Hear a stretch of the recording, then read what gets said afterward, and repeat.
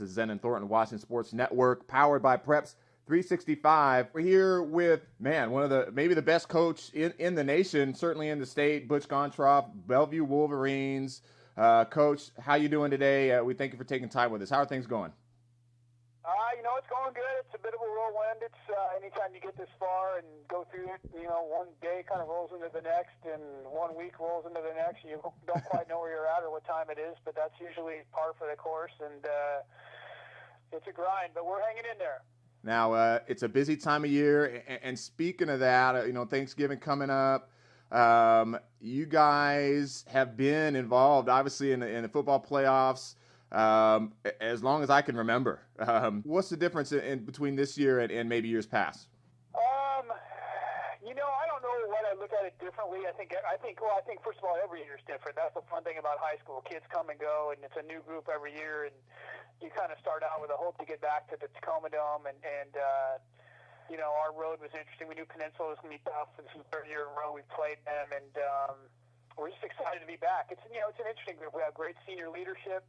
Obviously I don't have a Buda Baker or Miles Jack roaming around, but I have some really good kids, and I think I have great leadership, and I'm excited to see them. Hopefully I want them to enjoy the moment and have fun, and because it's a cool thing to do. Now, does being the holidays and Thanksgiving, does the preparation change a little bit, and is it harder to keep the kids focused on a week that also involves eating a bunch of turkey? Well, I think it is. It's interesting. We get playoffs here. We always say it's different than in other places. When you start out here in June, it's blazing hot, and you finish, it's freezing cold, and there's rain in the middle, and the weather's so unpredictable up here that week in, week out, it is hard for high school kids. It's hard for anybody to get up every week. I mean, you got to win 5 to win state here, or even, so it's tough to get in and out. Then you throw Thanksgiving and a short weekend, and it's unique. I mean, it does have its challenges, that's for sure. Now, your opponent, Marysville-Pilchuck, a very, very tough team. Obviously had to overcome some of their own adversity there at the school, the tragic shooting there that occurred. Emotion is going to play a big part in this game, certainly for them and for you guys. Preparation change, any strategy change to keep those emotions under check, both for your boys in a state semifinal in the Tacoma Dome, and knowing that your opponent's going to also be ready to go? No, I think it was interesting when the shooting happened, and we had an opportunity to kind of talk to our kids about it, and we looked at it like, it's tough. It's one thing to have. It's something happens in another state or Connecticut or something that's happened, but it was happening in your own state and not that far away. It was kind of shell-shocked, and our guys, they're high school kids, and could this happen here? And yeah, it could. It could happen anywhere, and I think that was a huge deal. And then so everyone's kind of rallied around them and what they're trying to overcome and do. And then we looked down the schedule, and lo and behold, we thought, well, this could happen down the road, and this could happen down the road, and there you go. Now we're playing them, and I think there's 2 ways to look at it for us. And the first thing we're telling our guys is again, just like I said, these are high school kids, man, and they've worked all year to get to Tacoma Dome, so if they were there, enjoy the moment and play. The second thing is, if you want to show them the most respect you can, you got to play your hardest, because when the ball's kicked, they're going to hit you in the mouth. They're a good football team. They're really well coached, and when you get to this point where there's 4 teams left, everybody's well coached. They are very well coached. They don't make a lot of mistakes. They've got great speed.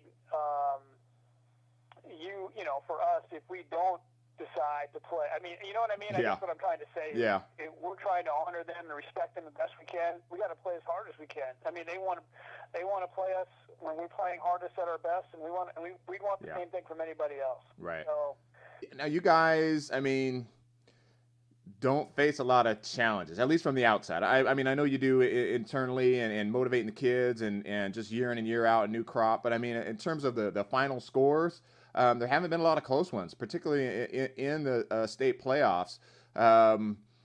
How does your preparation? I think they haven't either. I think that's the interesting thing. That's a good point. I don't think we played a game yet either. So That will be interesting. You know, I think we played early in the year. We played Marysville-Pilchuck. It got tied 21-21 at the half, and we had some adversity, and we had some young guys, and an interesting, talented junior class, and we had to learn from that. You know, I mean, playing Sarah and Alta, Utah, and things like that. I think we had an idea that, you know, playing some out-of-state competition and games like that, you know, it's you know, high school things are so crazy. The minute you lose focus, you know, if you start worrying about what referees are doing or what the other team's doing or being booed by fans, you stop worrying about football, you get beat. And I think that's what we're trying to do, is to get our guys to understand, look, you have to, you know, it's on to the next play. They're going to make plays, next play. Because the minute, you know, it seems to snowball, well, in my experience over the years with kids, is the minute you stop worrying about everything but your assignment, then one play turns into two bad plays, turns into three bad plays, turns into four, and you have to be focused on to the next play.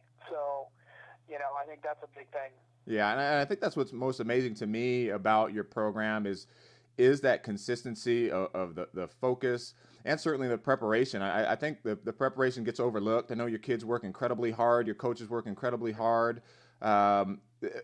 Is that the key to the sustained success you've been able to have, is just being able to keep the kids focused and motivated? You know, I mean, we get asked that question a lot. I think it's the ability to just move on to the next game and not take, you know, they're still high school kids. Don't take yourself too serious. You know, I mean,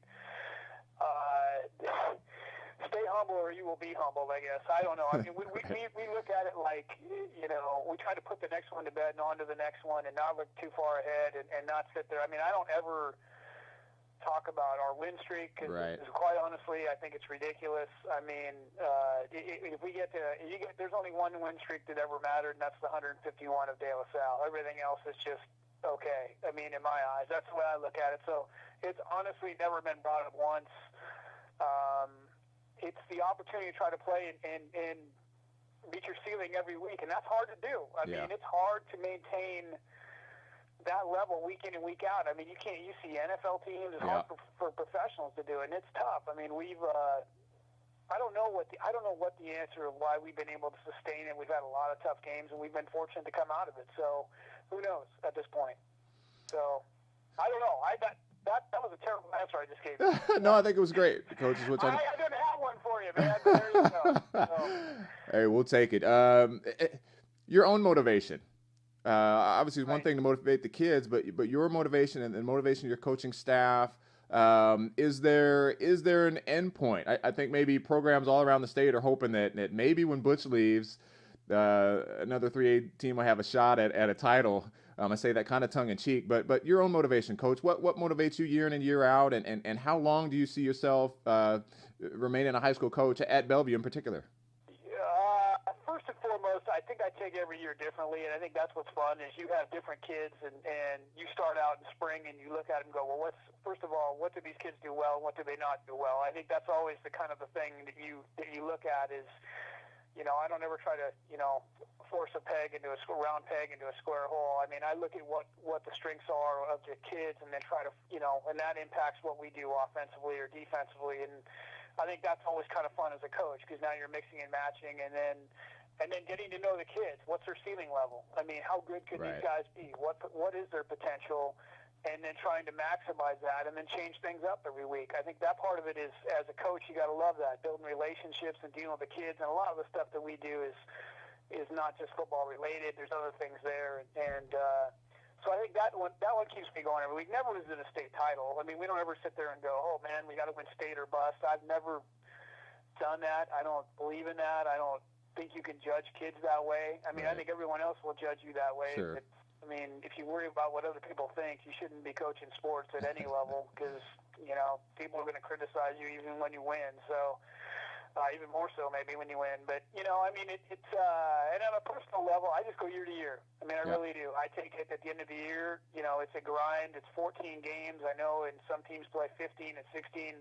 That's an NFL schedule. It's hard. Yeah. And I take time off and get away and work on kids trying to get into college. That's my main thing right there, and trying to get kids place where they want to go, and then get junior tape done and get that out college-wise for those guys, and then sit down with the wife and go, okay, how much longer do we want to do this? I mean, I keep saying, I'm going to grow up someday, but right now I don't have to. So, I still enjoy it. I do. I still enjoy it. I think what we do with kids, maybe it wouldn't be the greatest thing. Maybe it wouldn't take it the next level. I don't know. I mean, I have a 5-year-old daughter, 6-year-old daughter, and if you jump up to college, then you're on recruiting for 5 months. It's just, I don't know if I'm willing to do anything like that. You just never say never. So, I mean, kind of for me, I'm always a 1 year at a time type guy, and I know that sounds, it's not the answer anybody's looking for, but it's the truth. I just kind of take some time and reflect and go, okay, can I still make a difference with kids?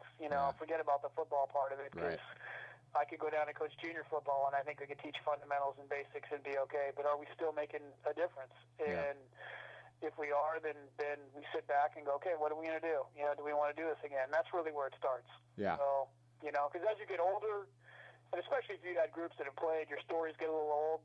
I mean, things get a little old. Oh my gosh, okay, we're playing somebody we're going to win this week. We really have to be disciplined this week. I mean, those are the challenges you run into a little bit. So, I still enjoy the battle, though. I love the battle, so we'll see. Speaking of college ranks and getting kids into college, you have had a really good run. Obviously, some good players helping that. Miles Jack, Buda Baker, DeCastro. I mean, the names go on and on. This year, you got a pretty good batch as well, both the seniors and then underclassmen that are really solid, D1 kids. What's the key there? I mean, kids and coaches always looking for the edge there as far as recruiting. Twofold. I think, honestly, when I started this, before we beat De La Salle, I couldn't get a college coach in here. It'd be Western, Central, and all the small schools. And then after we beat De La Salle, people saw the level of football that we played, and we started to get guys getting noticed. I mean, college recruiting is a unique thing. You still have to send out tape. You still have to get on the phone to make sure GAs aren't seeing it, and that's why you see so many. There's no exact science. That's why you see so many guys slip through the cracks, and guys in the NFL from schools you haven't heard of. I mean, it is hard to judge that. If you work for your kids, in turn, they work for you, and I think that's a big thing for some of these kids. And so for us, I think that's the first thing. The second thing, I think what colleges see and come out and watch us practice, and I think they like what they get out of our guys, because they don't have to teach them to work. They don't have to teach them to, I think, be good kids or anything like that, or else they wouldn't survive in our program. So I think they like looking at that. So I think it's appealing to colleges to recruit a kid out of Bellevue in some ways too. So, and then sometimes it's just, you don't know how a kid develops. It's blind luck. Is he going to take to it? Is he not? Is it really burn for him? You just never know. I mean, you never know. Right. So, I mean, DeCastro wasn't, David, we were trying to sell him to teams, and it just so happened that Stanford was starting out with Harbaugh, and it worked out really well, and there you go. I mean, we knew he was going to be a great player, but he had a hard time convincing some people. I had that when Miles Jack's junior year. I mean, we had some teams recruit him, but it's always interesting to me when I deal with college coaches, because we're really honest. I mean, maybe some people aren't, but if we tell you a kid can play, he can play. So I always scratch my head on that, going, well, he's an inch short here, he might be a step slow here. Look, you're either a player or you're not, and I think that's my frustrating thing whenever I deal with a college. If I tell you a kid can play, I'm not telling you he's going to win the Heisman Trophy, but if he can play football, then he can play, and I just don't get that sometimes. So it's a frustrating thing on our end a little bit.